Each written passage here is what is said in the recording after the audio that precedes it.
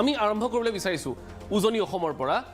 শিৱসাগৰৰ পৰা কাৰণ শিৱসাগৰ সমষ্টিটোত আজিৰ তাৰিখত আটাইতকৈ আকৰ্ষণীয় যুঁজসমূহৰ ভিতৰত অন্যতম এখন হ'বলৈ গৈ আছে কাৰণ এইবেলি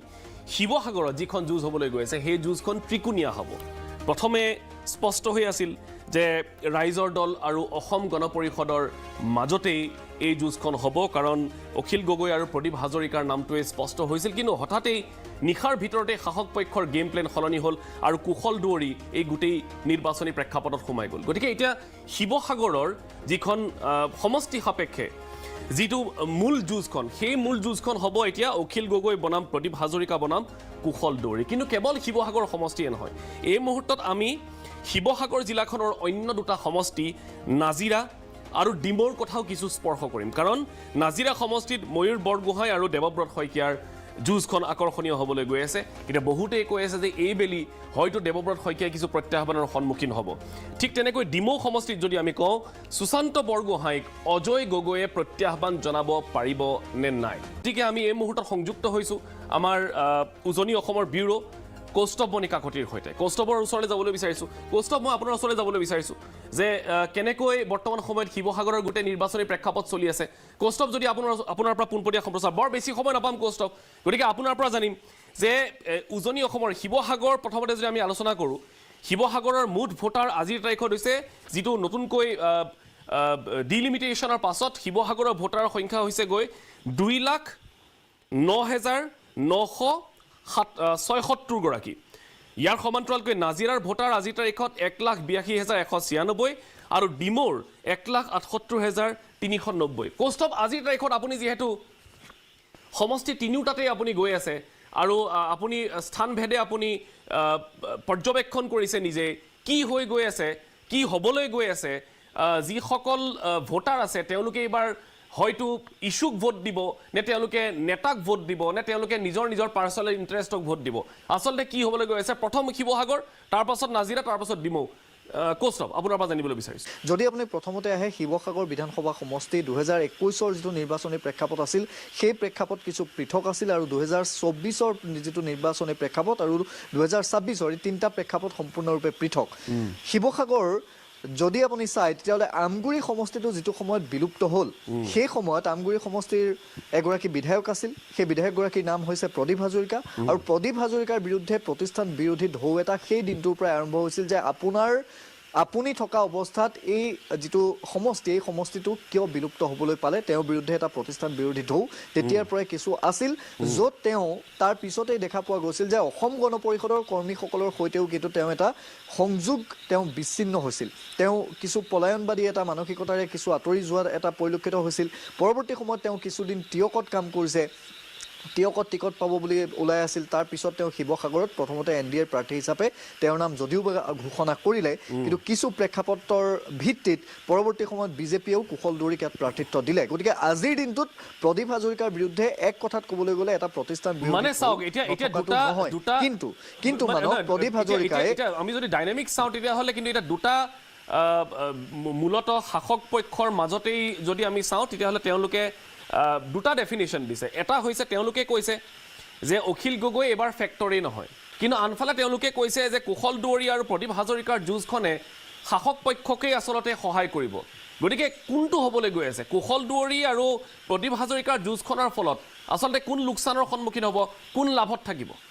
যদি আপুনি চাই তেতিয়াহ'লে অখিল গগৈৰ বিৰুদ্ধেও এটা প্ৰতিষ্ঠান বিৰোধী ঢৌ নথকাটো নহয় 2021ত তেওঁ জেলত আছিল জেলত থকা অৱস্থাত শিৱসাগৰবাসীয়ে তেওঁক জেলৰ পৰা উলিয়াই আনিবলৈ নিৰ্বাচনৰ পৰা জয়ী কৰিছিল কিন্তু পৰৱৰ্তী সময়ত আপুনি যদি চাই ৰংঘৰ প্ৰকল্পটোৰ বাহিৰে ৰুদ্ৰসিংহ ক্ৰীড়া প্ৰকল্প যিটো প্ৰদীপ হাজৰিকাৰ নেতৃত্বত ইয়ালৈ আহিছিল সেই দুটা প্ৰকল্পৰ বাহিৰে কেইটামান বাট পথৰ বাহিৰে কিন্তু বাকী কোনো ধৰণৰ প্ৰকল্প আনকি মেডিকেল কলেজ কোনো কেঞ্চাৰ হস্পিটেল কোনো কলেজ এনেকুৱা ধৰণৰ একো এটা শিৱসাগৰ সমষ্টিত নহল বুলি ৰাইজে চৰ্চা কৰে ৰাইজে অভিযোগ কৰে গতিকে অখিল গগৈৰো পূৰ্বৰ যিটো ভোট আছিল য'ত তেওঁ 11,000 ভোটত পৰাস্ত কৰিছিল সুৰভিৰাজ কোঁৱৰীক সেই ভোটৰ ডিফাৰেন্সটো এতিয়া হয়তো কমিব এক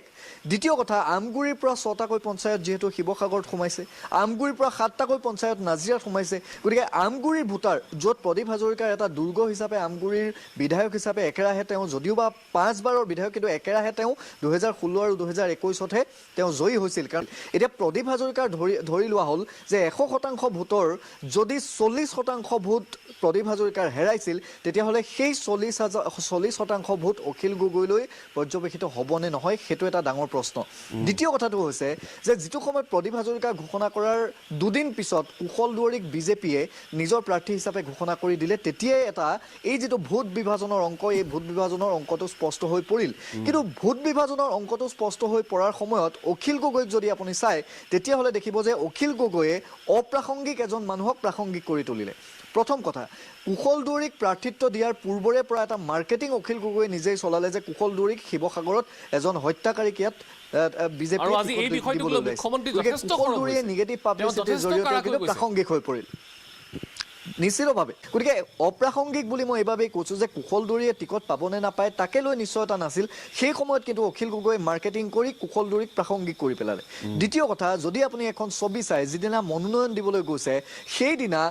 কুশল দুৱাৰীৰ লগত প্ৰায় 20,000 পৰা 25,000 ৰাইজ 25,000 বিজেপি কৰ্মী মনোনয়ন দিবলৈ বৰ্ডিং ফিল্ডলৈ গৈছে। কাৰণ তেওঁ টিকেট পাব লাগে বুলি তেওঁ দলীয় টিকট পাব লাগে বুলি বিজেপি কৰ্মীসকলে দীৰ্ঘদিন ধৰি দাবী জনাই আহিছিল আৰু অৱশেষত শেষৰ ৰাতি মনোনয়নৰ আগনিশা তেওঁক বিজেপিৰ সভাপতি ৰাজ্যিক সভাপতি দিলীপ শইকীয়াই তেওঁক টিকট প্ৰদান কৰিছে। গতিকে এই যিটো ঢৌ আৰু এতিয়া ড'ৰ টু ড'ৰ কেম্পেইন, এটা কথা মানক মই আপোনাক স্পষ্টকৈ কৈছোঁ, যিমানেই হত্যাকাৰী হিচাপে যিমানেই হত্যাকাৰী শব্দটোক ইছ্যু কৰি অখিল গগৈয়ে কুশল দুৱাৰীক আক্ৰমণ কৰিবলৈ চেষ্টা কৰিছে বা অব্যাহত ৰাখিছে সিমানেই কিন্তু গোটেই যিটো নিৰ্বাচনী বঁটা সেই নিৰ্বাচনী বঁটা জেগাই ক'ৰবাত কুশল দুৱাৰীক ৰাইজে চিম্পেথিৰ দৃষ্টিত চাইছে নেকি, কিছু তেওঁৰ প্ৰতি চিম্পেথি আহিছে নেকি সমান্তৰালভাৱে উত্থাপন হৈছে। গতিকে আজিৰ দিনটোত কিছু ক্ষেত্ৰত কিন্তু কুশল দুৱাৰীৰ বাবে এয়া সহায়ক হোৱা যেন অনুভৱ হৈছে। মুখ্যমন্ত্ৰীগৰাকীয়ে যেতিয়া ইয়ালৈ আহিছিল প্ৰায় 34,000 মহিলাক উদ্যমিতা আঁচনিৰ চেক বিতৰণ কৰিবলৈ তেতিয়া মুখ্যমন্ত্ৰীগৰাকীয়ে এবাৰো কোৱা নাছিল যে আপোনালোকে ইয়াত বিজেপি প্ৰাৰ্থীগৰাকীক জয়ী কৰাব। আপুনি কথাটো মনত ৰাখিব। দ্বিতীয় কথাটো হৈছে যে অখিল গগৈ য'ত 11,000তকৈ অধিক ভোটৰ ব্যৱধানত তেওঁ জয়ী হৈছিল সেই যিটো ব্যৱধান সেই ব্যৱধানটো অখিল গগৈৰ হাতত আজিৰ দিনটোত আছেনে নাই তাক লৈ কিছু প্ৰশ্ন উত্থাপিত হৈছে। তৃতীয় প্ৰসংগটো হৈছে যে বিজেপি অসম গণ পৰিষদৰ যিটো ভোট বিভাজন সেই ভোট বিভাজনে অখিল গগৈক সহায় কৰিব নে নকৰে। মুখ্যমন্ত্ৰী এতিয়ালৈকে নীৰৱতা আৰু যিটো হিতাধিকাৰীৰ ভোটটো ক'ত যাব, হিতাধিকাৰীৰ যদি সকলো হিতাধিকাৰী 100% হিতাধিকাৰীৰ যদি 80% হিতাধিকাৰীয়েও কুশল দুৱাৰী বুলি নহয় বিজেপিকো যদি ভোট দিয়ে তেতিয়াহ'লে কিন্তু অখিল গগৈৰ বাবে এক তীব্ৰ প্ৰত্যাহ্বান হ'ব। আৰু আজিৰ দিনটোত আমি যিটো আমি ছবি দেখিছোঁ তাৰ কিন্তু আপুনি সম্ভাৱনা নুই কৰিব নোৱাৰে। মানৱ ঠিক আছে কৌস্তভ, এতিয়া মই খুব চমুকৈ আপোনাক নাজিৰা আৰু ডিমৌৰ কথা জানিম। নাজিৰাত এতিয়া এই ধৰণৰ অভিযোগ আছে যে দেৱব্ৰত শইকীয়াই একোৱে কৰা নাই। অসমৰ আটাইতকৈ অনুন্নত সমষ্টি ৰাস্তা ঘাটৰ পৰা ইনফ্ৰাষ্ট্ৰাকচাৰৰ কথা যদি কওঁ তেতিয়াহ'লে আটাইতকৈ অনুন্নত সমষ্টিসমূহৰ ভিতৰত অন্যতম হৈছে দেৱব্ৰত শইকীয়াৰ নাজিৰা। এতিয়া এই প্ৰত্যাহ্বান বা এই চান্সটো ময়ূৰ বৰগোহাঁই এবাৰ ল'ব পাৰিবনে? খুব চমুকৈ কৌস্তভ, আজিৰ তাৰিখত আপুনি নাজিৰা কি দেখিছে? সঁচাকৈয়ে তেখেতে কিন্তু যোৱা 5টা বছৰত নাজিৰাখনক লৈ একো নকৰিলে। যিটো সময়ত ৰাস্তা পথ বিভিন্ন সমষ্টিত জিলিকি পৰিছে সেই সময়ত আপুনি আজি চৰাইদেউলৈ যাব নোৱাৰা এটা অৱস্থা তেওঁৰ সমষ্টিত। দ্বিতীয় প্ৰসংগটো হৈছে যে তেওঁৰ পৰা যিটো বিহুবৰলৈ নাজিৰা শিমলুগুৰিৰ পৰা বিহুবৰলৈ যিটো যোৱা পথ যদিও সেইটো এটা পৃথক সংস্থাই চায় কিন্তু তেওঁৰ তাত বিশেষ দায়িত্ব একো দেখা পোৱা নাই। এতিয়া তাৰ সুযোগ ময়ূৰ বৰগোহাঁয়ে এইবাৰ লৈছে বুলি বিভিন্ন ৰাইজে ইতিমধ্যে উত্থাপন কৰিছে এইবাবেই যে আমগুৰিৰ 7খনকৈ বাগান নাজিৰা সমষ্টিত অন্তৰ্ভুক্ত হৈছে আৰু এই বাগানৰ যিসকল হিতাধিকাৰী এই হিতাধিকাৰীৰ ভোট যদি বিজেপিৰ পক্ষত পৰে তেতিয়াহ'লে ময়ূৰ বৰগোহাঁই নিশ্চিতভাৱে তাত জয়ী হ'ব। কিন্তু এতিয়াও দেৱব্ৰত শইকীয়াৰ হাতত 2-3খন বাগান, আমাৰ হাতত যিমান দূৰ তথ্য আছে বাগানৰ ৰাইজ চাহ বাগিচাৰ ৰাইজ দেৱব্ৰত শইকীয়া বা কংগ্ৰেছৰ হৈ এতিয়াও কিছু আছে। গতিকে সেই বাগিচাৰ ভোট কাৰ পক্ষত পৰে। দ্বিতীয় কথা হৈছে এই যে নাজিৰাক লৈ কোনো ধৰণৰ উন্নয়ন হোৱা নাই বুলি যিটো অভিযোগ আছে সেই অভিযোগৰ ভিত্তিত যদি ময়ূৰ বৰগোহাঁইক ৰাইজে ভোট দিয়ে তেতিয়াহ'লে নিশ্চিতভাৱে দেৱব্ৰত শইকীয়া যোৱাবাৰ প্ৰায় মাত্ৰ 550 ভোটত জয়ী হৈছিল। এইবাৰ কিন্তু খেল কিছু জমিব, খেল কিছু পৃথক হ'ব, খেল সলনি হ'ব। হয়তো ময়ূৰ বৰগোহাঁই এইবাৰ যদি আমগুৰিৰ যিখিনি অঞ্চল নাজিৰা সমষ্টিত সোমাইছে তাৰ ৰাইজে যদি ময়ূৰ বৰগোহাঁইক সহায় কৰে ভোট দিয়ে, বিজেপিৰ পক্ষত যদি হিতাধিকাৰীসকলে ভোট দিয়ে, চাহ বাগিচাৰ হিতাধিকাৰীসকলে যদি বিজেপিৰ পদুমত ভোট দিয়ে তেতিয়াহ'লে ময়ূৰ বৰগোহাঁই কিন্তু এইবাৰ অনায়াসে জয়ী হ'ব। ডিমৌ সুশান্ত বৰগোহাঁই থাওৰাৰ বিধায়ক আছিলে, এইবাৰ ডিমৌ তেওঁৰ সমষ্টি। গতিকে ডিলিমিটেশ্যনৰ পাছত যথেষ্টখিনি সলনি হৈছে গোটেই পৰিসৰৰ কথা যদি আমি কওঁ সুশান্ত বৰগোহাঁই এগৰাকী চিটিং MLA হিচাপে বা এটা নতুন সমষ্টি হিচাপে অজয় গগৈ প্ৰত্যাহ্বান জনাব পাৰিছেনে আজিৰ তাৰিখত কিমান দূৰ তেওঁলোকৰ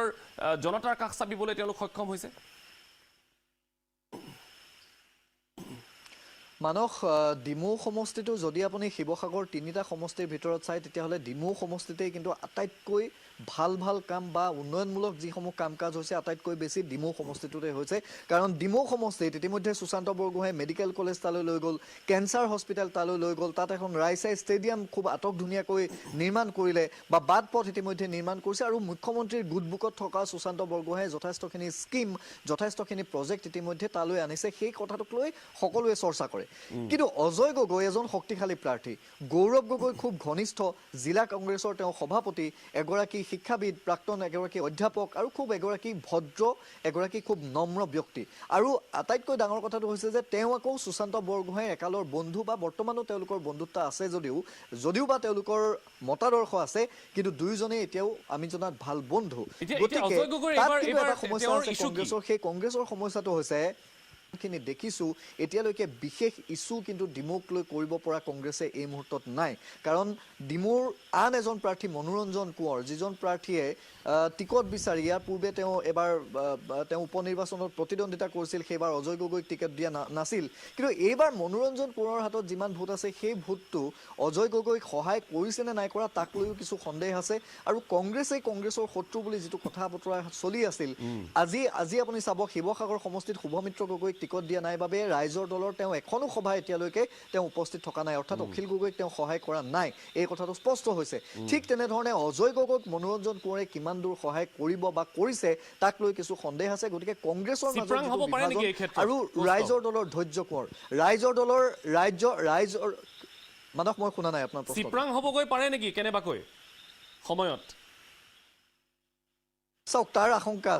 আশংকা আছে কাৰণ ৰাইজৰ দলৰ প্ৰাৰ্থী ধৈৰ্য কোঁৱৰে যিটো সময়ত সুশান্ত বৰগোহাঁইৰ উপনিৰ্বাচনত এটা শক্তিশালী ভূমিকা পালন কৰিছিল তেওঁ দ্বিতীয় স্থানত আছিল গতিকে ৰাইজৰ দলৰ যিটো ভেটি সেই ভেটিটো ধৈৰ্য কোঁৱৰে তাত নিৰ্মাণ কৰিছিল কিন্তু ধৈৰ্য কোঁৱৰক অৱশেষত টিকেটটো দিয়া নহ'ল অৰ্থাৎ ডিমৌ কংগ্ৰেছক এৰি দিলে গতিকে ৰাইজৰ দলে তাত কিমান দূৰ সহায় কৰিব ধৈৰ্য কোঁৱৰে কিমান দূৰ তাত সহায় কৰিব আৰু ডিমৌত বিজেপিৰ এটা শক্তিশালী ভেটি আছে যুৱ মৰ্চাৰ এটা শক্তিশালী ভেটি আছে গতিকে বিৰোধী মিত্ৰতা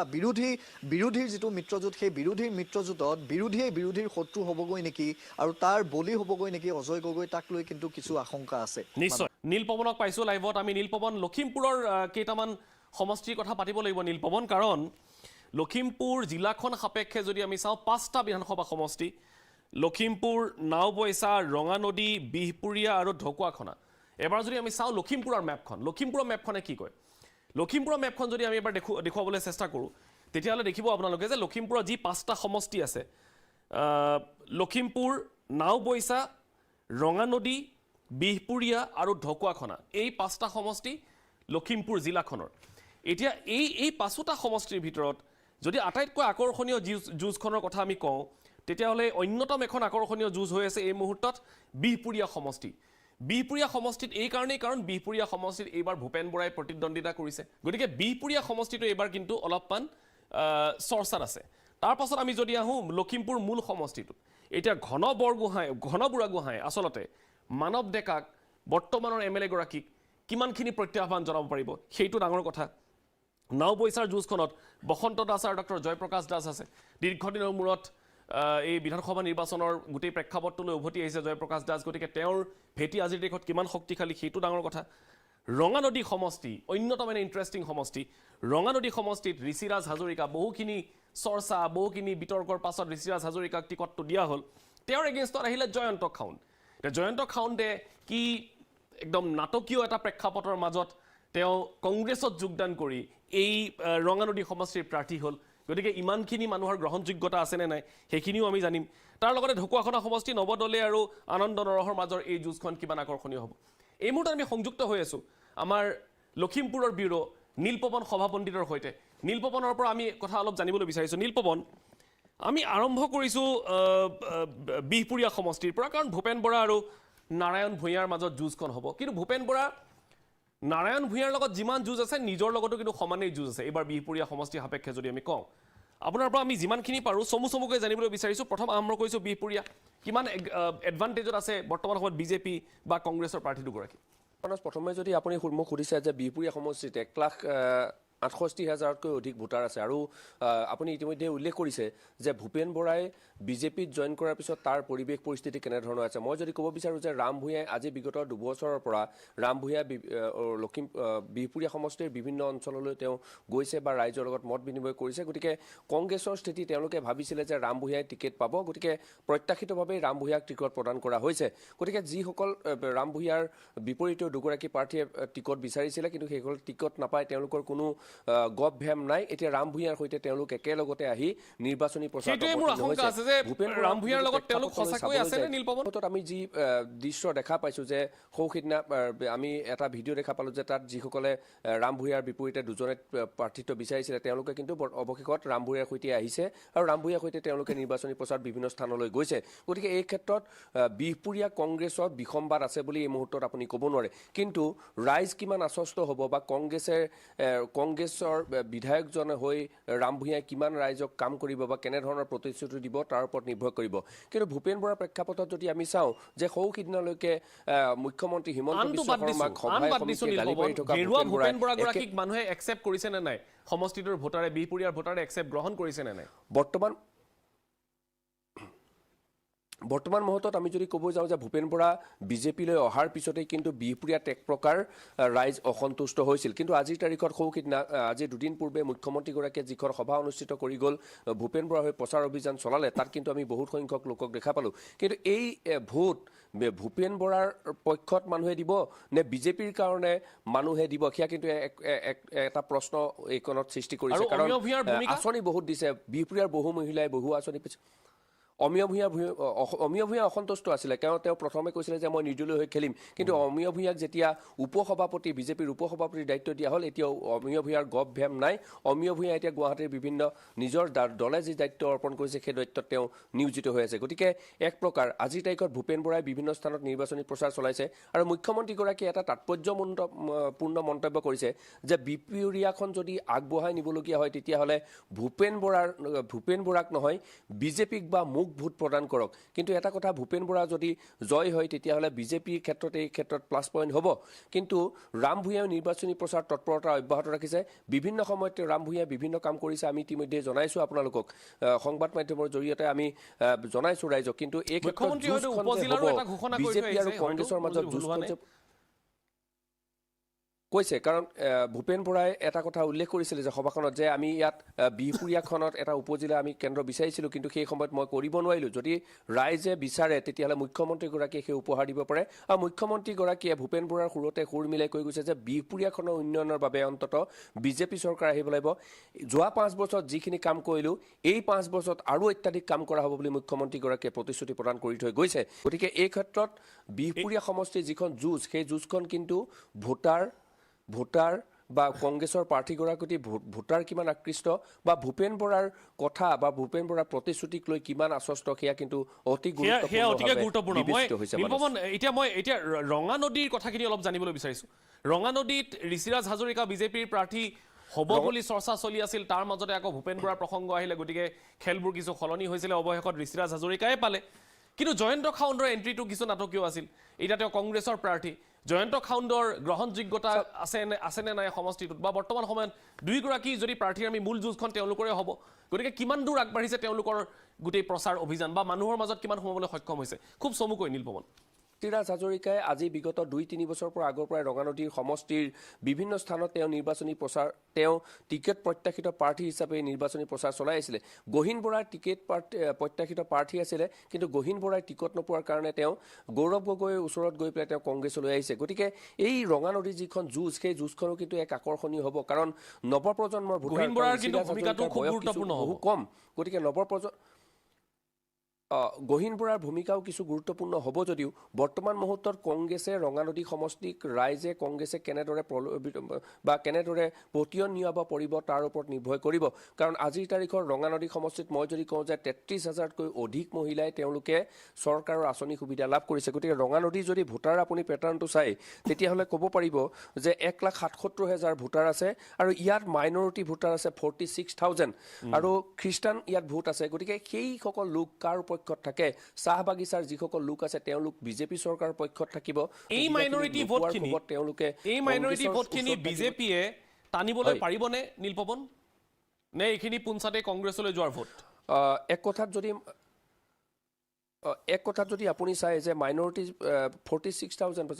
46,000 ভোটাৰ আছে গতিকে সেই ভোটখিনি কাৰ পক্ষত থাকে এই মুহূৰ্তত কৈ দিয়াটো অতি কঠিন কাম হৈছে কাৰণ যিখন আঁচনি চৰকাৰে গ্ৰহণ কৰিছে 46,000 তেতিয়াহ'লে প্ৰায় 35 পৰা 40% হ'বই কিন্তু দুইগৰাকী প্ৰাৰ্থীয়ে এই মাইনৰিটি অঞ্চলসমূহত কেনেদৰে প্ৰৱেশ কৰিছে বা তেওঁলোকৰ প্ৰচাৰ অভিযান কেনেদৰে আছে গতিকে তাক লৈ অতি গুৰুত্বপূৰ্ণ হৈছে আৰু ৰঙানদী সমষ্টিত জয়ন্ত খাউন যেতিয়া কংগ্ৰেছলৈ আহিছে কংগ্ৰেছৰ জ্যেষ্ঠ কংগ্ৰেছীসকলে তেওঁক কেনেদৰে আকৰ্ষিত কৰিব পাৰিছে বা তেওঁক আগমনক লৈ কেনেদৰে তেওঁলোক উৎফুল্লিত তাকো কিন্তু বহু কথা গুৰুত্বপূৰ্ণ হিচাপে বিবেচিত হৈছে গতিকে আজিৰ তাৰিখত দুইগৰাকী প্ৰাৰ্থী আমি যদি চাওঁ ঋষিৰাজ হাজৰিকাই তেওঁ নিৰ্বাচনী প্ৰচাৰ তীব্ৰ গতিত আগবঢ়াইছে বিভিন্ন বুথ পৰ্যায়ত তেওঁ মিটিং কৰিছে বিভিন্ন স্থানলৈ তেওঁ গৈছে সকলোকে লগ কৰি তেওঁ প্ৰচাৰ অভিযান চলাইছে জয়ন্ত খাউনদেও কিন্তু ৰৈ থকা নাই তেওঁ বিভিন্ন প্ৰকাৰ প্ৰচাৰ অভিযান চলাইছে ৰাইজক আকৰ্ষিত কৰাৰ চেষ্টা কৰিছে কিন্তু এই নৱগঠিত ৰঙানদী সমষ্টিত কিন্তু সেই হাঁহি কোনে মাৰিব এই মুহূৰ্তত কৈ দিয়াটো একেবাৰে সমীচীন নহ'ব চমুকৈ যদি নীলপৱন আপোনাৰ পৰা লখিমপুৰৰ কথা জানিবলৈ বিচাৰো মানৱ ডেকাক প্ৰত্যাহ্বান জনাব পাৰিব ঘন বুঢ়াগোহাঁয়ে এক প্ৰকাৰে যদি চাই মানৱ ডেকাৰ পক্ষত মানুহ এই কাৰণেই থাকিব যে মানৱ ডেকাই 5 বছৰত লখিমপুৰ যিটো বিধানসভা সমষ্টি তাত কিছু পৰিৱৰ্তন সাধন কৰিব পাৰিছে কাৰণ নৱপ্ৰজন্মৰ ভোটাৰ এই লখিমপুৰ বিধানসভা সমষ্টিৰ কাৰণে ফেক্টৰ হ'ব কাৰণ নৱপ্ৰজন্মৰ ভোটাৰ মানৱ ডেকাৰ প্ৰতি আকৰ্ষিত কাৰণ মানৱ ডেকাই যিখিনি কাম কৰিছে মানৱ ডেকাই যিখিনি ধৰণ আঁচনি গ্ৰহণ কৰিছে মানৱ ডেকাৰ কাৰণে লখিমপুৰত এটা কনভেনশ্যন হল হৈছে বা মানৱ ডেকাই লখিমপুৰখন পৰিষ্কাৰ পৰিচ্ছন্ন কৰাৰ ক্ষেত্ৰত বিশেষ ভূমিকা গ্ৰহণ কৰিছে গতিকে মই যদি কওঁ এক প্ৰকাৰ নৱপ্ৰজন্মৰ ভোটাৰ আজিৰ তাৰিখত মানৱ ডেকাৰ পক্ষত থাকিব এই প্ৰত্যাহ্বান ঘন বুঢ়াগোহাঁয়ে কেনেদৰে দিব পাৰিব তাকো কিন্তু ডাঙৰ প্ৰশ্ন হৈছে কংগ্ৰেছী ভোট বহুখিনি আছে মই যদি ক'ব বিচাৰোঁ যে আহোম ভোটাৰ আছে মাইনৰিটিত 33,000তকৈ অধিক ভোটাৰ আছে লখিমপুৰ সমষ্টিত মিচিং ভোটাৰ আছে 19,000তকৈ অধিক গতিকে এইখিনিয়ে কেনেদৰে মানৱ ডেকা হওক বা ঘন বুঢ়াগোহাঁই ডাঙৰীয়াই তেওঁক কেম্পেইনিঙৰ জৰিয়তে আকৰ্ষিত কৰিব পাৰে সেয়া ডাঙৰ কথা কিন্তু মূল কথা নাওবৈচা সমষ্টিৰ কথা যদি আমি নীলপৱন অলপমান চুই যাওঁ বসন্ত দাস আৰু জয়প্ৰকাশ দাস মই আকৌ কৈছোঁ বহুদিনৰ মূৰত তেখেতে সংসদীয় নিৰ্বাচনলৈ উভতি আহিছে গতিকে স্বাভাৱিকতেই জয়প্ৰকাশ দাসৰ কংগ্ৰেছৰ ভেটিটো এতিয়া কিমান দূৰ শক্তিশালী বা নাওবৈচাত যদি আমি চাওঁ নতুনকৈ নৱগঠিত নাওবৈচা সমষ্টিটোত কোনসকল ভোটাৰ ফেক্টৰ হ'ব পাৰে চাওক যে নাওবৈচা সমষ্টিত মাইনৰিটি 57,000তকৈ অধিক ভোটাৰ মাইনৰিটিৰ আছে আৰু মিচিং ভোটাৰো তেনেদৰে 45,000তকৈ অধিক মিচিং ভোটাৰ আছে গতিকে ডিলিমিটেশ্যনৰ ক্ষেত্ৰত লখিমপুৰ বিধানসভা সমষ্টিৰ প্ৰায় 90,000 ভোটাৰ তেওঁলোক নাওবৈচা সমষ্টিৰ অন্তৰ্ভুক্ত হৈছে সেয়া মিচিং ভোটাৰে অধিকাংশ এই ক্ষেত্ৰত কিন্তু এটা অতি ডাঙৰ কথাটো চাব লাগিব কাৰণ ৰাইজৰ দলে ডক্টৰ হৰিকান্ত দাসক টিকেট প্ৰত্যাশিত প্ৰাৰ্থী আছিলে তেওঁক প্ৰাৰ্থিত্ব ঘোষণা কৰিছিল কিন্তু বুজাবুজিৰ ক্ষেত্ৰত মিত্ৰতাৰ ক্ষেত্ৰত কিন্তু হৰিকান্ত দাসক টিকেট নিদি জয়প্ৰকাশ দাসক প্ৰক্ষেপিত কৰা হ'ল কাৰণ জয়প্ৰকাশ দাসেও আজি বিগত 3-4 বছৰ নাওবৈচা সমষ্টিত ডিলিমিটেশ্যনৰ পিছত সমষ্টিত ঘূৰি আছে হৰিকান্ত দাসে কাম কৰি আছিলে গতিকে ৰাইজৰ দল আৰু কংগ্ৰেছ মিলি যদি একত্ৰিত হৈছে কাৰণ আমি যি দেখিছোঁ যে খুব কিছু আছিলে হৰিকান্ত দাসৰ কিছু খুব আছিলে আমি সেইদিনা উপস্থিত হওঁতে দেখিছিলোঁ তেওঁৰ সমৰ্থকসকলেও কৈছিলে যে এই কথা আমি মানি ল'ব নোৱাৰোঁ কিন্তু শেহতীয়াকৈ এটা আলোচনাত মিলিত হৈ তেওঁলোকে কংগ্ৰেছৰ প্ৰাৰ্থীগৰাকীক তেওঁলোকে ছাপৰ্ট কৰিছে গতিকে আজি মল্লিকাৰ্জুন খাৰ্গে আহিছিলে তাত আমি স্বতঃস্ফূৰ্তভাৱে কিছু লোকক আমি দেখা পাইছিলোঁ বহু সংখ্যক লোক তাত আহি উপস্থিত হৈছিলে আৰু যদিহে ৰাইজৰ দল আৰু কংগ্ৰেছ একত্ৰিত হৈ যদি এই যিখিনি মাইনৰিটি ভোট মই ইতিমধ্যে কৈছোঁ যে 57,000 মাইনৰিটি ভোট আছে যদি সেই 57,000 মাইনৰিটি ভোটৰ অধিকাংশই যদি কংগ্ৰেছৰ ফাললৈ আহে বা 90,000 যিটো ডিলিমিটেশ্যনৰ পিছত 90,000 ভোটাৰ নাওবৈচালৈ গৈছে তেতিয়াহ'লে জয়প্ৰকাশ দাসে কিছু ক্ষেত্ৰত আগবাঢ়ি আছে বসন্ত দাসৰ কথা যদি আমি ক'লৈ যাওঁ যে বিজেপিৰ হৈ তেওঁ মিত্ৰদলৰ হৈ তেওঁ প্ৰাৰ্থিত্ব আগবঢ়াইছে, কিন্তু তেওঁ শক্তিও কম নহয়, কাৰণ অগপ তেওঁলোকৰ লগত আছে বা বাকী মিত্ৰ দলসমূহ তেওঁৰ লগত আছে। গতিকে নাওবৈচাৰ যুঁজখনো লক্ষণীয় হ'ব। কেৱল মাত্ৰ ঢকুৱাখানাৰ বাদ দি আমি যদি লখিমপুৰ, বিহপুৰীয়া, নাওবৈচা, ৰঙানদী চাওঁ, তেতিয়াহ'লে এই চাৰিওটা সমষ্টিতে কিন্তু যুঁজখন অধিক কঠোৰ হ'ব। শেষ হাঁহি মাৰিব বা নৱদলীয় ক্ষেত্ৰত কি এই মুহূৰ্তত আমি ক'ব নোৱাৰোঁ, কাৰণ নৱদলীয় ক্ষেত্ৰত কোনো ধৰণৰ প্ৰত্যাহ্বান নাই বুলি এইকাৰণে ক'ব পাৰি, কাৰণ নৱদলে বিগত 3টা বছৰে ঢকুৱাখানাৰ সমষ্টিত তেওঁ প্ৰাৰ্থিত্ব প্ৰদান কৰিছে আৰু এইবাৰো তেওঁক নৱদলকেই প্ৰাৰ্থিত্ব প্ৰদান কৰা হৈছে, কাৰণ নৱদলৰ যিখিনি ভোট আছে সেই ভোটখিনি আন এজন ব্যক্তিক যদি দিয়ে তেতিয়াহ'লে সেই ভোটখিনি আহৰণ কৰিব পাৰিব নে নাই সেয়া কিন্তু এই মুহূৰ্তত কৈ দিব নোৱাৰি। কিন্তু আনন্দ নৰহে কংগ্ৰেছৰ পৰা নৱপ্ৰজন্মৰ এগৰাকী প্ৰাৰ্থী তেওঁ প্ৰাৰ্থিত্ব পাইছে, গতিকে তেওঁ কিছু পৰিমাণে ভোট কমাব যদিও এই মুহূৰ্তত মই যদি কওঁ যে ঢকুৱাখানাত ৭১,০০০তকৈও অধিক মিচিং ভোটাৰ আছে, গতিকে সেই মিচিং ভোটাৰখিনিয়ে কাক প্ৰাৰ্থিত্ব কৰিব নিৰ্বাচিত কৰিব সেয়া কিন্তু অতিকৈ গুৰুত্বপূৰ্ণ। আৰু আহোম যদি আমি চাওঁ তেতিয়াহ'লে ঢকুৱাখানাৰ ভোটাৰৰ সংখ্যাটো কিমান? ঢকুৱাখানাৰ ভোটাৰৰ সংখ্যাটো ১,৬৫,০০০। এই মুহূৰ্তত শোণিতপুৰ জিলাৰ কিছু কথা জানিবলৈ বিচাৰিছোঁ। শোণিতপুৰ আজি 5টা সমষ্টি আছে: তেজপুৰ, ঢেকীয়াজুলি, বৰচলা, ৰঙাপৰা আৰু নদুৱাৰ। এই 5টা সমষ্টিত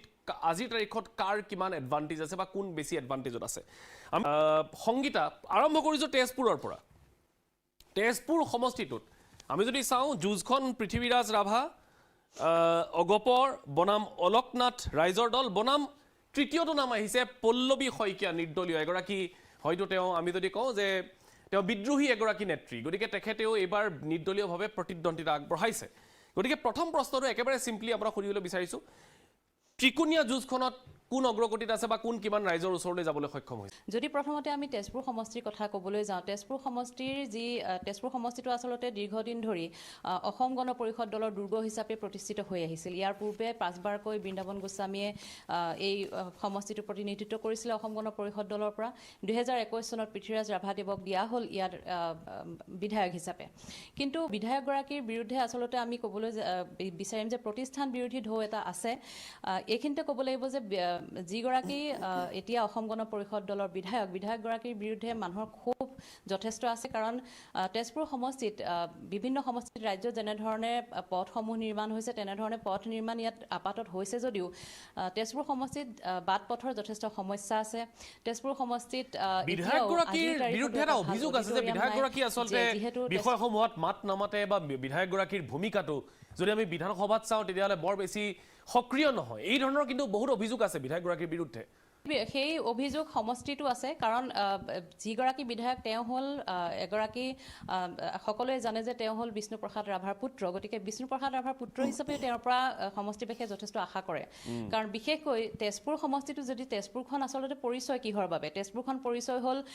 জ্যোতি বিষ্ণু ফণী শৰ্মাৰ বাবে। কিন্তু সেই 3জন পুৰোধা ব্যক্তিৰ স্মৃতিসমূহ সংৰক্ষণৰ ক্ষেত্ৰতেই আজিলৈকে বিধায়কগৰাকীয়ে কোনো ধৰণৰ পদক্ষেপ গ্ৰহণ নকৰিলে, যাক লৈ এতিয়া বিৰোধীয়ে এই ইছ্যুসমূহ লৈছে। আৰু বিজেপি দলৰ ভিতৰতে এতিয়া বিশুদ্গাৰ হৈছে যে যিহেতু তেওঁলোকে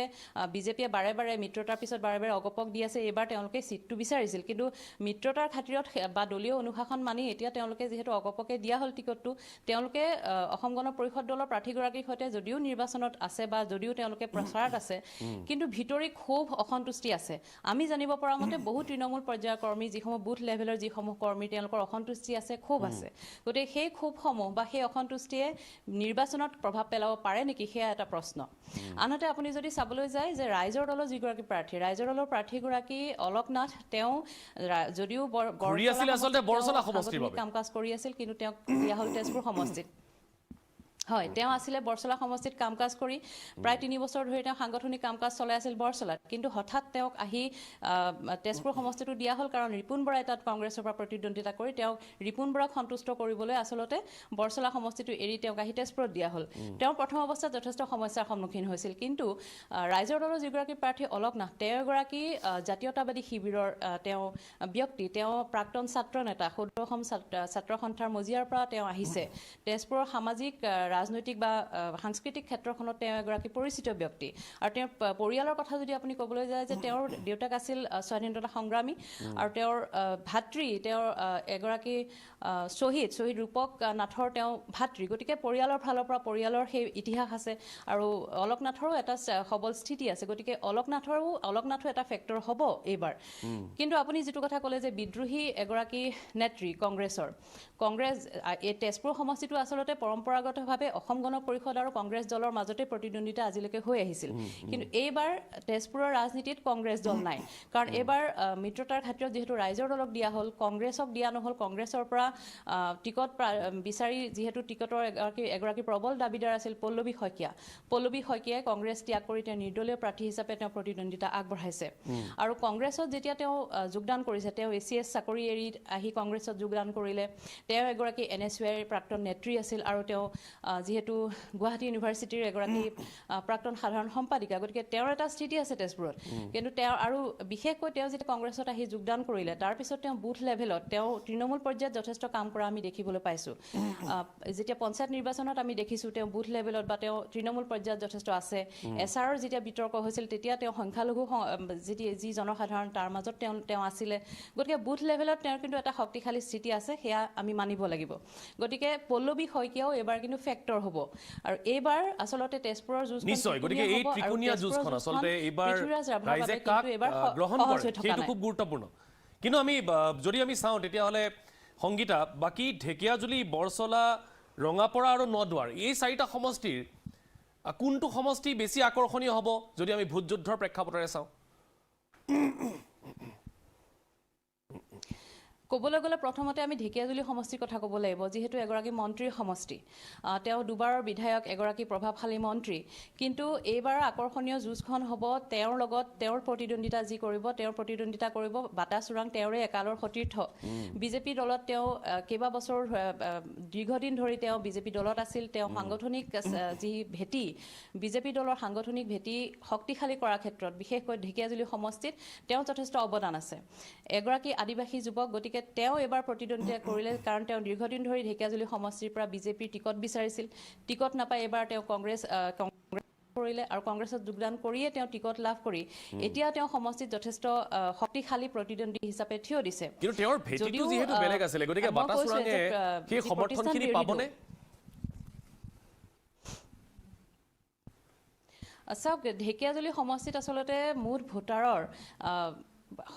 আচলতে গৰিষ্ঠ সংখ্যক ভোটাৰে হৈছে আদিবাসী জনসংখ্যা আদিবাসী ভোটাৰ আপুনি যদি চাই প্ৰায় ৭৭,০০০ ভোটাৰ আছে আদিবাসী ভোটাৰ আৰু বড়ো ভোটাৰ আদিবাসী আৰু বড়ো ভোটাৰে ঢেকীয়াজুলি সমষ্টিত আচলতে নিৰ্ণায়ক ভূমিকা গ্ৰহণ কৰে আৰু তাৰে আদিবাসী ভোটাৰসকলে দেখিবলৈ পোৱা গৈছে যে বাটা চোৰাঙক কিছু গ্ৰহণ কৰা দেখিবলৈ পোৱা গৈছে কাৰণ তেওঁ দীৰ্ঘদিন ধৰি সেই মানুহখিনিৰ লগতে তেওঁ কাম কৰি আছিল কিন্তু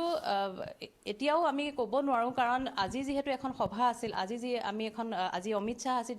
ঢেকীয়াজুলিত মন্ত্ৰী অশোক সিংহালৰ হৈ প্ৰচাৰ চলাবলৈ আহিছিল সেই সভাত আমি জনসাধাৰণৰ যি ভিৰ বা জনসাধাৰণৰ অশোক সিংহালৰ বাবে যি সমৰ্থন সেয়া আমি দেখিবলৈ পালোঁ বিপৰীতে আমি তাৰ কিছুদিন আগতে কিন্তু বাটা চোৰাঙে বাগানৰ এৰিয়াত আৰু ঢেকীয়াজুলি সমষ্টিত প্ৰায় 18খন বাগান আছে বাগানৰ ভিতৰে আমি বাটা চোৰাঙক আমি ঘূৰি ফুৰা দেখিবলৈ পাওঁ বা তেওঁ দিনে নিশাই বাগানৰ যিসমূহ লাইনেই হওক বা আদিবাসী লোক তেওঁলোকৰ লগত তেওঁ কথা বতৰা পাতিছে বা তেওঁলোকৰ মাজত সোমাবলৈ চেষ্টা কৰিছে গতিকে যুঁজখন কিন্তু আকৰ্ষণীয় হ'ব নিশ্চয় মই বৰচলা ৰঙাপৰা আৰু নদুৱাৰ সমষ্টিৰ কথা কিছু পাতিবলৈ বিচাৰিছোঁ সংগীতা মই আপোনাৰ ওচৰলৈ আহিছোঁ এই তিনিওটা সমষ্টিৰ কথাখিনি যদি আমি চাওঁ এতিয়ালৈকে মূল যুঁজখন বৰচলা সমষ্টিত ঋতুপৰ্ণ শৰ্মা বিজেপিৰ এগৰাকী নেতা লগতে ৰিপুণ বৰা কংগ্ৰেছৰ এগৰাকী অভিজ্ঞতা সম্পন্ন নেতা ৰঙাপৰাত কৃষ্ণ কমল তাঁতী বিজেপিৰ আৰু কংগ্ৰেছৰ কাৰ্তিক কুৰ্মী নদুৱাৰত পদ্ম হাজৰিকা এগৰাকী জ্যেষ্ঠ নেতা লগত সুনীল ছেত্ৰী কি হ'বলৈ গৈ আছে মানক তিনিওটা সমষ্টিতে আচলতে প্ৰতিদ্বন্দ্বিতাখন বিজেপি আৰু কংগ্ৰেছৰ মাজতে হ'ব বৰচলা সমষ্টিৰ কথা যদি আমি ক'বলৈ যাওঁ বৰচলা সমষ্টিৰ যিগৰাকী বিধায়ক গণেশ কুমাৰ লিম্বুৰ বিৰুদ্ধে প্ৰতিষ্ঠান বিৰোধী ঢৌ আছিল দলৰ ভিতৰৰ পৰাই কৈছিলে যে বৰচলা সমষ্টিত এবাৰ গণেশ কুমাৰ লিম্বুক নালাগে আন এজন প্ৰাৰ্থী লাগে এনেধৰণে দলৰ পৰাই তেওঁলোকৰ দাবী উত্থাপন হৈছিল তেনে সময়ত ঋতুপৰ্ণ শৰ্মাৰ দৰে এগৰাকী সুশিক্ষিত সুসংস্কৃতিবান এগৰাকী ব্যক্তি তেওঁ এগৰাকী নিকা ভাৱপূৰ্ণ ব্যক্তিক পাই বৰচলা সমষ্টিবাসী সন্তুষ্ট হৈছে বুলি আমি ক'ব লাগিব আৰু ইফালে যিহেতু ৰিপুণ বৰা আছে কংগ্ৰেছৰ পৰা জ্যেষ্ঠ কংগ্ৰেছী কিন্তু ৰিপুণ বৰাক বৰচলাত টিকট দিয়াক লৈ পেলাই ৰাইজৰ দলৰ যিসকল নেতা কৰ্মী বা তৃণমূলৰ যিসকল কৰ্মী ৰাইজৰ দলৰ ইমান দিনে কাম কৰি আছিল তাত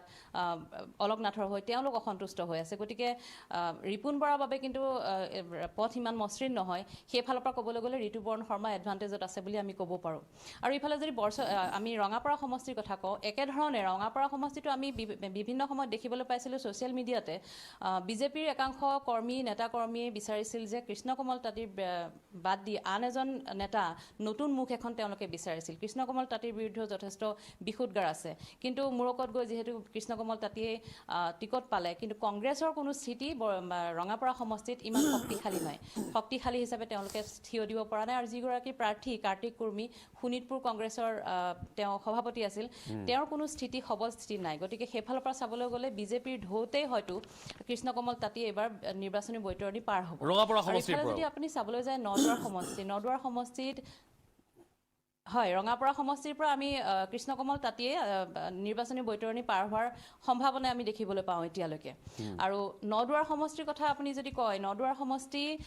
দীৰ্ঘকাল ধৰি আমি দেখি আহিছোঁ যে পদ্ম হাজৰিকা অপ্ৰতিৰোধ্য হৈ আছে তেওঁৰ যিসমূহ কাম কাজ বা তেওঁৰ যি স্থিতি পূৰ্বৰ চতিয়া নৱগঠিত নদুৱাৰ সমষ্টিত যদিও বা সমষ্টি পুনৰ নিৰ্ধাৰণৰ পিছত তেজপুৰৰ কিছু অংশ নদুৱাৰলৈ গ'ল আৰু কেইবাটাও পঞ্চায়ত তাত সংযোগ হৈছে আৰু সংখ্যালঘু ভোটাৰৰ দুটা পঞ্চায়ত তাত সংযোগ হৈছে কিন্তু সংখ্যালঘু ভোটাৰেও পদ্ম হাজৰিকাক সমৰ্থন কৰা বুলি আমি বিভিন্ন সময়ত দেখিবলৈ পাইছোঁ বাতৰিও আমি প্ৰচাৰ কৰিছোঁ যে সংখ্যালঘু ৰাইজে পদ্ম হাজৰিকাক কেনেধৰণে গ্ৰহণ কৰিছে আৰু তেওঁৰ যিসমূহ কাম কাজ বা তেওঁৰ যিসমূহ কন্যকাৰ কথাই কওক বা যিসমূহ উদ্যমী তেওঁৰ ব্যক্তিত্ব তাৰ বাবে এতিয়ালৈকে সমষ্টিটোত তেওঁ অপ্ৰতিৰোধ্য হৈ আছে কিন্তু এইবাৰ আকচুৰ এগৰাকী প্ৰাক্তন নেতা অসম গোৰ্খা ছাত্ৰ সন্থাৰ প্ৰাক্তন নেতাক কংগ্ৰেছ দলে টিকট দি এইবাৰ এঘৰি যুঁজিবলৈ কিন্তু কংগ্ৰেছ আগবাঢ়িছে আৰু সেই গতিকে আৰু যিহেতু সুনীল ছেত্ৰী তেওঁৰ নাম সুনীল ছেত্ৰীয়ে বিভিন্ন আমি নদুৱাৰ সমষ্টিত দেখিবলৈ পাইছোঁ তেওঁ প্ৰচাৰ চলাইছে আৰু গোৰ্খা জনগোষ্ঠীৰ যিসমূহ ভোটাৰ গোৰ্খা জনগোষ্ঠীৰ ভোটাৰৰ মাজত তেওঁ সোমাবলৈ চেষ্টা কৰিছে গতিকে মূৰকত দেখিবলৈ পোৱা যাব যে তেওঁ কিমান শক্তিশালী ৰূপে প্ৰতিদ্বন্দ্বিতা কৰিব পাৰে পদ্ম হাজৰিকাৰ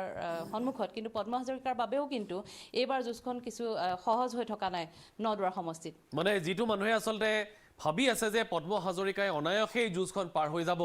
সেইটো কাৰ্যত হয়তো নহ'বগৈ কিছু প্ৰত্যাহ্বান হয়তো পদ্ম হাজৰিকাৰ থাকিব নিশ্চয় ধন্যবাদ জ্ঞাপন কৰিছোঁ সংগীতা